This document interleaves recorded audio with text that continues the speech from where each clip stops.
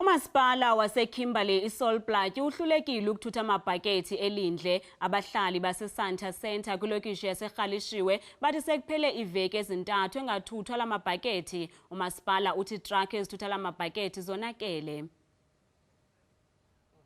Abahlali badikwe yeyokosa ngulo masipala amabhakethi angathuthwanga dala iphunga elibi kwaye abeka impilo yaba bahlali emngciphekweni.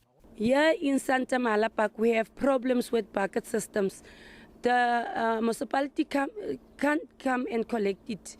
So the worms are inside the bucket. We have to put it back ourselves. You see, then they go.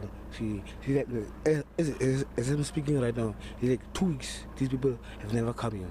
Umasipala iSol Plaatje uthi ujongene nemiceli-mngeni eliqela kungokunje kugcwele nenkunkuma ezitalatweni.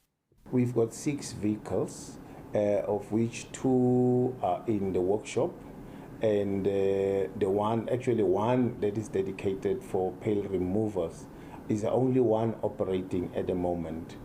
The other issue that which we begrudgingly accept is that most of our fleet is also very old.